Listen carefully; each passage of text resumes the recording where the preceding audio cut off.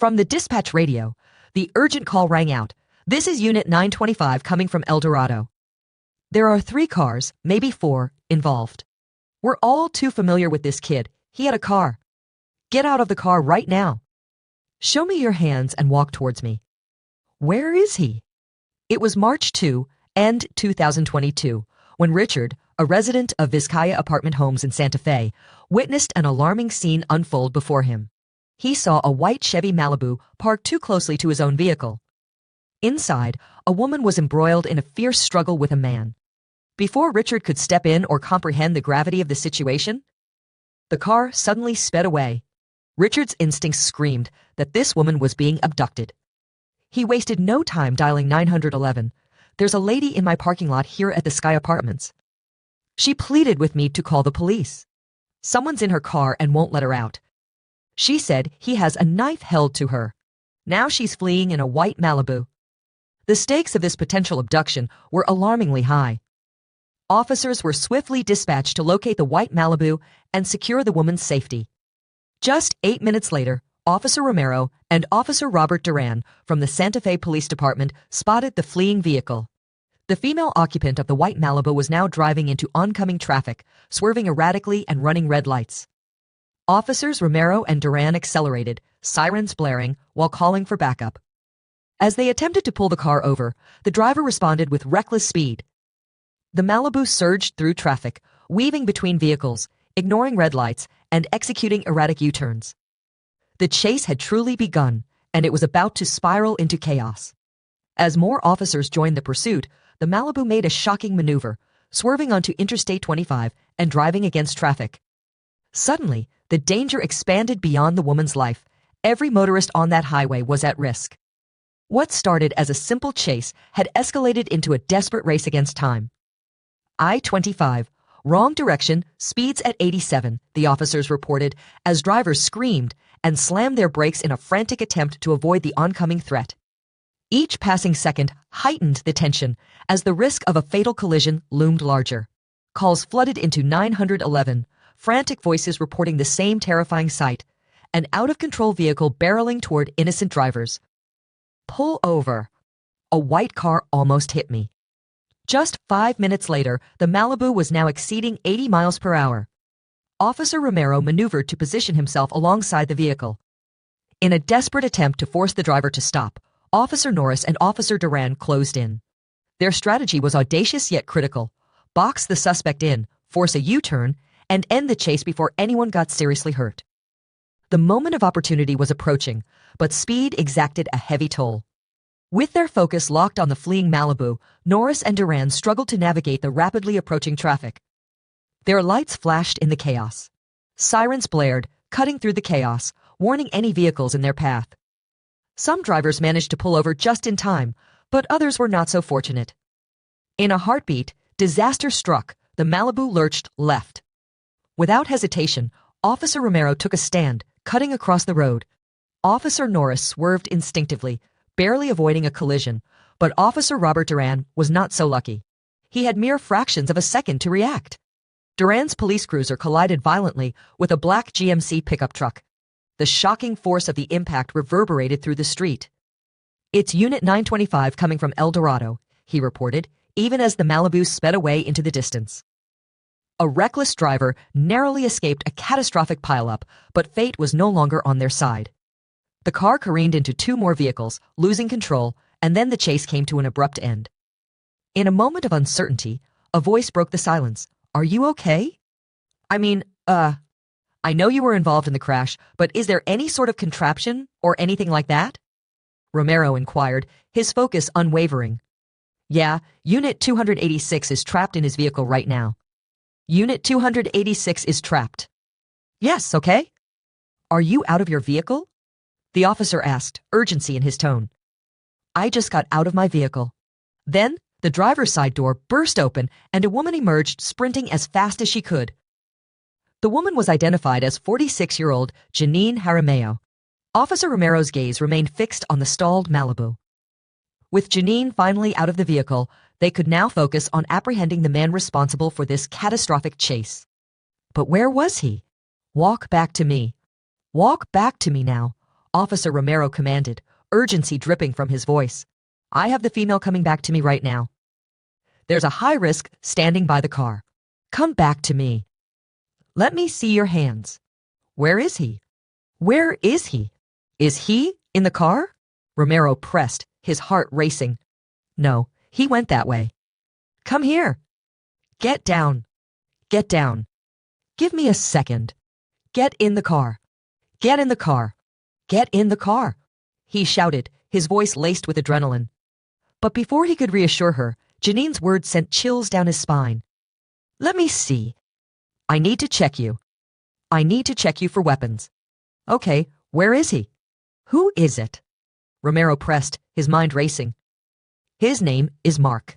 He's my boyfriend. Does he have any weapons? Janine's voice trembled. Yes, he does. Where is he? He has a gun. Where is he? He ran. Yes, he did, Janine confirmed, shaking. Okay, stand by. I have the victim right now in the back of my car. She's saying it's her boyfriend. I don't know the name yet. He has a 1080 with a gun and went into these bushes right here. Romero's heart sank. What? He ran off? Yes, he did. Are you sure he's not in the vehicle? I'm sure. I'm sure, sir, Janine insisted, desperation in her eyes. You're positive? Positive, sir. He hit me. He hit me, and he... Okay, we need to clear this vehicle as well. I don't know if there's anybody else in here, she replied, her voice trembling. The suspect, Mark Lopez, had vanished. Did he stab you at all? Did he hurt you at all? The officer pressed. I don't know. Don't know. Okay, what kind of gun does he have? He has a knife too, but he has a gun. No, a gun and a knife. Okay, what's his last name? Lopez. Lopez. What's his address? I'm not too sure because I haven't been going out with him very long, Janine stammered, her anxiety palpable. As Officer Romero took her statement, a team of investigators rushed to examine the white Chevy Malibu. Let me see. He went this way or what? I don't know. When did he get out of the car? Were you driving? Romero continued, trying to piece together the chaotic events. Oh no, I know. Just take a breath. We're trying to help you get information, an officer said, maintaining a calm demeanor. I was not driving. He was driving. He's going to kill me and set me on fire, Janine cried out, her fear mounting. There's a dozen Mark Lopez's, she added, her panic escalating. Be careful, there's gas in there, Janine cautioned, desperately trying to assist. But now that she was alive and unharmed, the priority shifted to apprehending the kidnapper as they cautiously approached the car. They found no one inside. Mark Lopez had escaped unscathed, unseen, and still on the loose. Okay, so the victim is saying that the suspect is Mark Lopez. No date of birth. Apparently, there's gas and fire in the car. I didn't see anybody exit besides her, so he may still be in the vehicle, an officer noted, scanning the area. Okay, stay in the car. Keep your head down. He has a gun, another warned. But the nightmare was just beginning as emergency services arrived, beginning the grim task of assessing the wreckage. A horrifying truth emerged. The devastating car crash had claimed 2 lives. The first victim was 43-year-old Officer Robert Duran. A dedicated officer and father of 2, Robert Duran was a heroic cop who had devoted years to protecting his community. In a cruel twist of fate, his life was stolen in an instant while trying to protect Janine. The second victim was 62-year-old Frank Lovato, a retired firefighter from Las Vegas. A man who had once rushed into burning buildings to save strangers was now gone, the tragic result of one reckless pursuit. 2 men dedicated to protecting others would never return home again, and the man responsible for this tragedy was Mark Lopez. Officers quickly shut down both sides of Interstate 25. More units were called in as the search for Mark Lopez began. Officers fanned out into the surrounding area, weapons drawn, combing through bushes, back roads, and alleyways. The police department sent out multiple warnings, intensifying the urgency of the manhunt. The pressure mounted as the clock ticked. Authorities issued warnings, urging everyone in the area to stay indoors and lock their doors. Residents were reminded to remain vigilant as a dangerous armed man roamed somewhere nearby. Schools went into lockdown, and local events were swiftly canceled. The stakes were high. Finding Mark was imperative. Investigators focused on piecing together his involvement in the case. It was clear that they planned to release his information as soon as they had verified his identity. Janine was transported to a local hospital for her safety. As Janine remained under investigation and continued to be interviewed by law enforcement, detectives felt a newfound sense of hope. With Janine being Mark's girlfriend, they believed she could provide invaluable insights. Capturing Mark seemed like an imminent victory. Yet, unbeknownst to them, a heart-wrenching twist awaited just around the corner. In their pursuit, detectives broke multiple protocols, driving at dangerously high speeds. They veered the wrong way on the interstate, refusing to terminate the pursuit despite the risk to countless lives. Officers involved in the pursuit had the authority to make the decision to halt, yet none did. This alarming lack of judgment revealed a collective mindset. They all felt there was no other option but to press on. In that moment, the gravity of their choices hung heavy in the air, foreshadowing the impending tragedy that would unfold. In a harrowing turn of events, a heroic police officer made the ultimate sacrifice, risking everything to save Janine. Meanwhile, the kidnapper remained at large. Investigators were in a desperate race against time for answers, leading them to bring Janine to the station for further questioning. At the station, Janine sat across from Agent Wyatt Harwell of the New Mexico State Police. She feigned ignorance about her alleged kidnapper, a man named Mark Lopez. The agent probed, "How long have you and Mark been together?" With a tremor in her voice, Janine responded, "Oh my God, I've known him for like 2 to maybe 4 months. I'm sorry, I don't even know what's going on." It's all so confusing. She described Mark as a person who had morphed into something sinister. "I had this person I didn't know turned into an evil, evil person. He was not like that. Where is he from?" She recalled he said he was from Adelaide. "He told me. He wanted to take me out here to stay with him for a little while." The agent pressed further. "During the last 2 to 4 months, has Mark celebrated your birthday?" Janine hesitated. "You know about it. He's younger than me because he doesn't look older than me at all, and I think he lied to me about his age." Despite claiming to be in a relationship with him, Janine could only muster vague and scattered details about his identity. She mentioned that Mark had 2 sons and recalled that on the day of the chase, he wore a red shirt, a black jacket, and black pants. Yet when pressed for more specifics, she faltered. Detectives were eager for any clue that could lead them to their suspect and hoped to check their records for a Mark Lopez that matched her scant information. Even the simplest of details eluded her. Janine struggled to provide a clear description of his facial features. The trauma weighed heavily on her, leaving her unable to recall even basic information about her own family. "Your kids? How old are your kids?" the agent asked gently. Janine stammered, "Oh, I can't remember. My youngest one, he's 13. No, my youngest one turned 11 now." "Where is he?" "He's with my daughter, and there are my 2 boys with him." "I'm with her. My little boy, he just turned 14. And your daughter's 14? The confusion lingered in her mind. "Oh no, my daughter is 20. No, we'll make sure that happens." "Are you concerned about your son or daughter?" The agent pressed, seeking clarity. Janine replied, "No, okay, they're fine. I'm worried about my daughter. She looks good. And then, just a few things are with her. Can I get that tissue?" As the interrogation progressed, Janine slowly began to recount the terrifying events that unfolded outside Mike's home, one of Mark's friends, following a heated argument. "You woke me up in some terrible, terrible way. Boring. Some guys helped me. He's Melvin, and I felt like I was going to be buried. Queen said she was going to set me on fire right now. Why are you going to kill me, Queen? I don't know what happened. I just don't understand everything. I can't understand everything. When he hit me in the head, he knocked me out because I don't remember. I just saw my grill."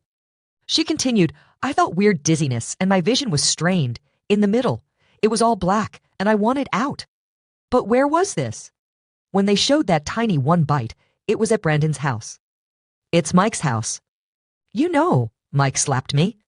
Her insistence on these names was puzzling, as only fragments of her memory seemed to surface. "Do you still want to go home?" she was asked. "And he says you're not leaving." When the detectives inquired further about the violence, she confirmed, "He begins striking you in your chest. Is that right?" Yeah. And how was your hand with the fork? He punched me. He was punching me. I was trying to put my hand out to stop him from hitting me. I saw that he had the knife in his hand, and everything was close, but I didn't do anything. So when you say close, was it a folding knife? She described a terrifying encounter, stating that although the blade was closed, it was still pressed against her neck and chest. Janine claimed to have suffered multiple injuries, including a cut on her upper lip and bruises on her head. In a chilling moment, she recounted the threat, "You're not leaving here. I'm going to kill you tonight." When asked how that made her feel, she admitted, "So scared, I was all alone, and I started crying and screaming." I was starting to scream. Janine described the onslaught, saying, "Then he was punching me so hard in my head, and I didn't know what was going on anymore." When pressed about the specifics, she lamented, "Everything was very blurry because I think the doctor said that I must have had gas in my eye. They had to flush my eyes out." This was the precise moment detectives sensed something was amiss. Janine's selective memory raised more questions than it answered. It appeared she was intentionally sidestepping inquiries about Mark. How could she have been so close to Mark yet know so little about him? In response to questions, Janine simply replied, "No," when asked about going the wrong way or getting out of the car. She recalled fragments of the ordeal, saying, "I remember a little bit, because after that, I was so scared to even open my eyes." It wasn't long before investigators began to entertain troubling possibilities. As time progressed, contradictions in her narrative began to emerge. They knock you out and there's not a bruise? Well, how would they know? How do you know there are no bruises on my head? Yet again, she shifted the focus away from Mark and back to herself, emphasizing her injuries. She pointed to her head trauma as the source of her confusion, insisting she had blacked out. By the time she regained consciousness, she claimed the deadly car chase had already transpired and that her alleged attacker had vanished into the trees. Detectives felt trapped in a web of confusion, with Janine unable to furnish any critical details. Despite their growing suspicions, the detectives had no choice but to release her. After all, she was still classified as a victim of an alleged kidnapping, at least for the time being. In the days that followed, Janine took her story to local news outlets. Janine publicly expressed her gratitude to law enforcement for saving her life, even as one officer had tragically lost his own in the process. While she played the part of a grateful survivor, investigators couldn't shake the feeling that something was off. "I wanted to come home, and he did not want to bring me." She described how a heated argument escalated, claiming, "I was yelling for help to this one man who lived in those apartments, and he did help me. He called." When asked about the knife, she confirmed, "Did he have that knife to you?" When pressed further, she affirmed, "Yes, and he also had a gun on the ground. I saw the police, looked up, and there they were. I just ran for my life and was screaming for help. I'm crying, I'm hysterical, and I'm in shock." Yet, Janine's account seemed increasingly implausible. Determined to uncover the truth, detectives decided to step back and reassess.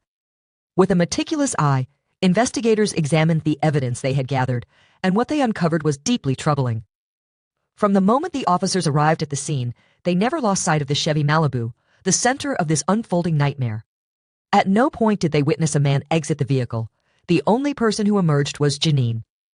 Strangely, she appeared to exit from the driver's side, despite adamantly insisting to Agent Harwell that she had not been behind the wheel. When questioned about how her ex-boyfriend had escaped, Janine offered only vague explanations, claiming chaos had engulfed the moment, leaving her too scared to recall the details.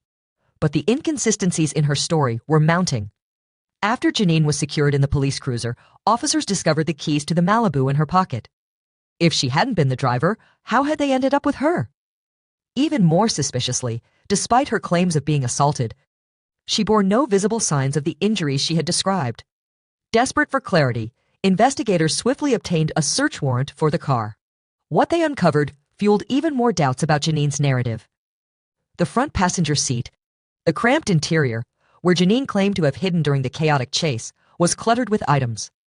It was nearly impossible for anyone to sit, let alone crouch on the floor.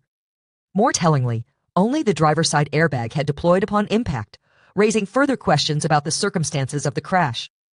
The mounting evidence was becoming impossible to disregard.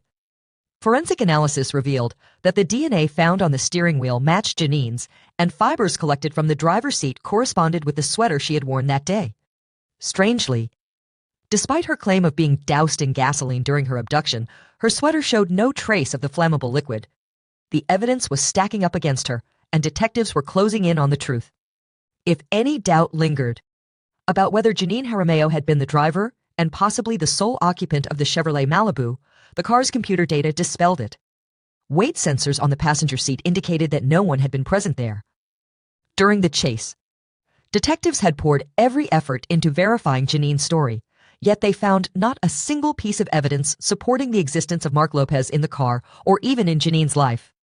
The more they uncovered, the clearer it became that the so-called kidnapper might not exist at all and could very well be a mere fabrication. The detectives decided to confront her about her story in a second round of questioning. Now listen, I saw Mark myself, and everything's blurry, okay? I saw him leaking into this vehicle, and it was like a truck. I mean, I could barely see it, she insisted. Well, you saw that vehicle. She replied, I saw a little bit of it. I mean, I could barely see. I had gasoline in my eyes. How did you see the vehicle? Like, what were you doing? Where were you when you saw this vehicle? She pressed. I'm moving around all over the car because he's driving crazy. I mean, almost over. Anybody would call quickly. You said you were on the floorboard. How did you see this? Because I want to know what's going on. I want to get out of there. I'm moving around. I'm trying to figure out what to do. I don't know, I'm going crazy. All right, I'm scared for my life. I want to get the hell out of there, she exclaimed.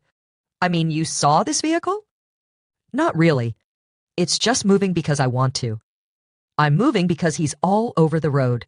As absurd as her theory regarding a man named Mark was, her account of abduction was even more unbelievable. Nevertheless, Janine was relentless in her attempts to cast herself as the victim. I want to see him again. God, please help them understand. Mark did so much wrong to me, she pleaded. At this point, detectives resolved to investigate her past, searching for any criminal history that might shed light on her behavior. To their astonishment, investigators unearthed a troubling truth about Janine Jaramillo. This was no ordinary woman. She had a notorious criminal history that spanned years. Just 2 days before this tragic incident, she had stolen a white Chevrolet Malibu from Los Angeles. Janine was well acquainted with the underbelly of crime, a name whispered in connection with car theft and the art of evading law enforcement. Her record was replete with offenses, from shoplifting to grand theft auto, accompanied by a litany of deceitful stories. The evidence unraveled a pattern, revealing that many of Janine's felonies revolved around car theft and high-speed police chases. Yet, the most significant breakthrough came when officers discovered that one of her crimes had been captured on video. On September 2, 2021, surveillance footage from a neighborhood in Cibola County, New Mexico, depicted Janine behind the wheel of a stolen vehicle. The video showed her crashing into a fence while desperately attempting to evade police. The chaos escalated until the car collided with a wall, leaving officers no choice but to apprehend her. During her arrest, Janine spun a familiar tale, attempting to deflect blame onto her boyfriend, claiming she was a victim. I was in the car without my consent, she insisted. When pressed for details, she claimed, my boyfriend kept me here in Grants for 2 days, not letting me go. In her frantic state, she claimed, I don't know what he was thinking. He didn't give me any water. I was so dehydrated. Sir, I'm so dehydrated. He just kidnapped me and didn't let me do anything. When asked for her captor's description, she replied he was wearing a red shirt and black jeans, the kind that hang off. She gestured vaguely. He was down on the floorboard of the passenger side. How could he be holding a knife to my neck if he was lying down? Sir, he had a knife in his hand. He got up and put it to my neck, threatening to kill me if I tried to stop. Her story twisted further as she described being punched and choked during the chaotic drive. I was trying to stop. He was choking me. It hurt. He punched me in the stomach, telling me not to stop, she claimed, her narrative becoming increasingly implausible. Despite the absurdity of her statements, Janine's tale echoed previous accounts, with her now claiming to be on the floorboard while her boyfriend drove. The police soon uncovered the truth behind her dark past, leading to her sentencing of 18 months in prison. However, just weeks after her arrest, she was released on bail, and the charges in Cibola County were dismissed. I was trying to stop, she claimed. The statement made in this video seemed senseless, however. Her narrative was reminiscent of her previous accounts, with one notable difference. This time, she was on the floorboard while her boyfriend drove the vehicle. The police unearthed Janine Jarameo's dark secret, leading to an 18-month prison sentence. However, just weeks after her arrest, she was released on bail, and the cases against her in Cibola County were ultimately dismissed. With the option to refile the charges lingering, authorities grappled with the reality that they could not hold individuals accountable for actions they might or might not take in the future. Yet, the belief persisted that if they intervened early, they might save a life or two. However, just a month after her previous attempt to deceive detectives, Janine was back in the thick of criminal activity. On October 8, 2021, she stole a truck from a line company and sped away. Once again, the pattern of behavior was unmistakable. The pursuit began as she took the bucket truck onto the interstate, managing to evade the deputies in a short chase. Mere minutes later, they discovered the abandoned truck on the roadside, with Janine lurking nearby, caught in her web of lies once more. Her repeated deceptions led authorities to a chilling conclusion. Janine was a pathological liar, entrenched in a cycle of criminal behavior. The entire narrative of the abduction had been meticulously staged.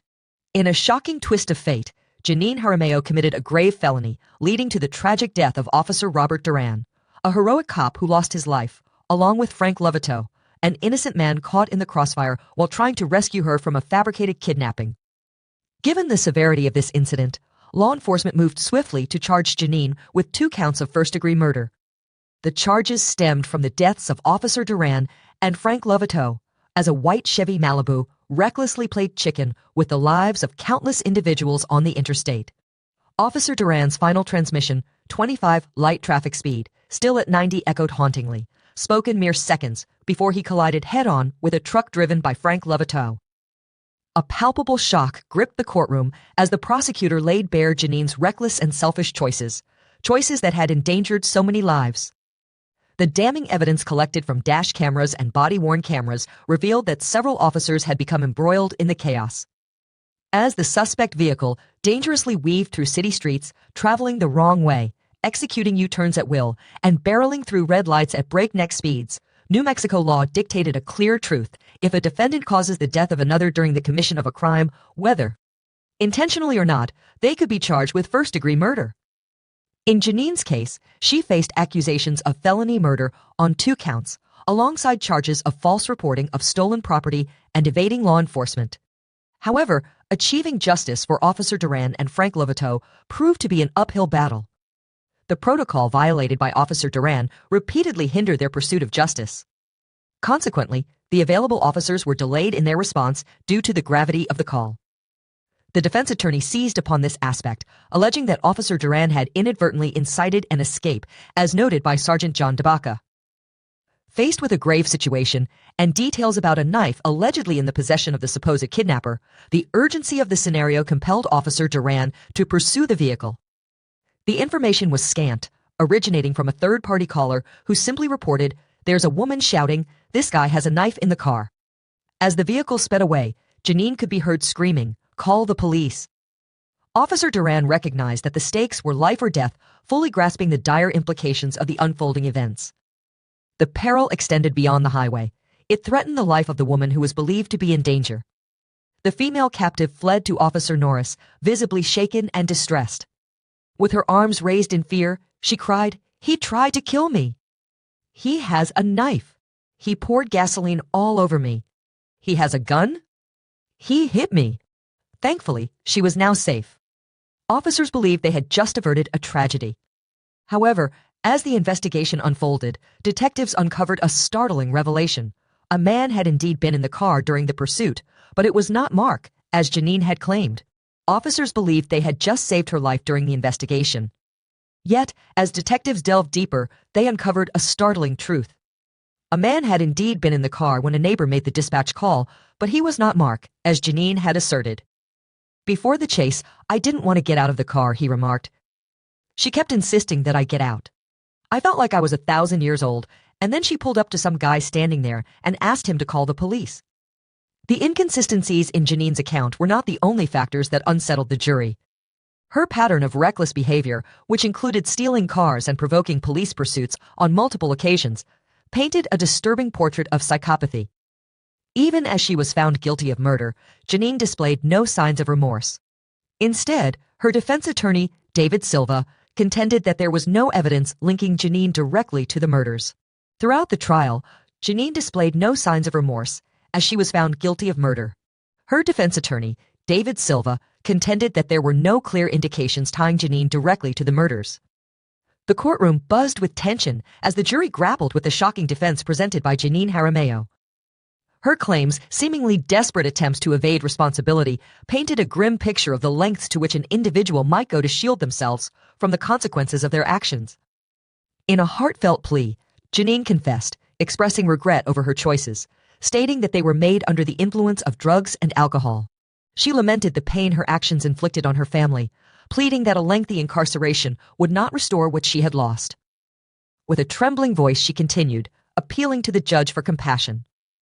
"God knows I deserve a second chance," she implored, her eyes darting around the courtroom. "I would never cause harm. I'm truly sorry." Yet beneath her words lay an unsettling detachment, revealing a chilling apathy. The evidence against her mounted, and as the jury prepared to deliver their verdict, Janine's facade began to crack. Her acting skills faltered, and in a moment of desperation, she exclaimed, "I'm not a murderer." "I'm not." Her voice rose in agitation. "Please let my judgment." The courtroom was silent as the gravity of her earlier statements hung in the air. "I'm sorry for my reckless driving," she had said, deflecting blame away from herself. "But I didn't cause the crash between Officer Duran and Frank Lovato." "What's that implication?" "I was not in that crash," she insisted, her voice trembling. But after 5 harrowing days of evidence and testimony, the jury firmly stated, "You did." Her self-centered behavior only solidified the jury's resolve as they reached their verdict on December 23, 2024. Janine Jaramillo was sentenced to life imprisonment for first-degree murder with 2 counts against her and the possibility of parole after 60 years. The foreperson of the jury announced 5 additional guilty verdicts for great bodily harm by vehicle, aggravated fleeing from a law enforcement officer, receiving or transferring a stolen car, making a false report, and reckless driving. The minimum penalty for a first-degree murder charge is 30 years, and with the weight of her other charges combined, Janine's total sentence surpassed 60 years. The families of Frank Lovato and Officer Robert Duran exhaled in relief, yet the burden of their loss would linger long after the verdict was read. In the aftermath, family members of the victims struggled to articulate their grief. One relative poignantly stated on March 2, 2022, "Our lives were completely turned upside down by the reckless and selfish acts of Janine Jaramillo." That day, 2 great men lost their lives, Officer Robert Duran in the line of duty and my father. Frank Lovato, a retired firefighter and innocent motorist, shared the heavy toll of that day. From now on, anything positive that happens in our lives will be overshadowed by sadness, grief, and heartbreak because my father is no longer here. His voice broke as he continued. He cared more for her life that day than she did. My brother died trying to save her life. Here, sorry, not sorry, letter was also very hurtful and upsetting to hear, as it detailed her accounts of the incident. When my brother made the ultimate sacrifice, 2 beautiful lives were lost, and 2 families will never be the same. Although Janine was not directly involved in the crime, her actions directly contributed to it. Yet, as the dust settled, questions arose about the justice served. Was a life sentence truly justified? The audience was left to ponder this unsettling question, encouraged to share their thoughts in the comments below, and to stay tuned for more stories like this. Yet, some questioned whether a life sentence for Janine was truly justified. Viewers were invited to share their thoughts in the comments below and to follow for more gripping stories like this.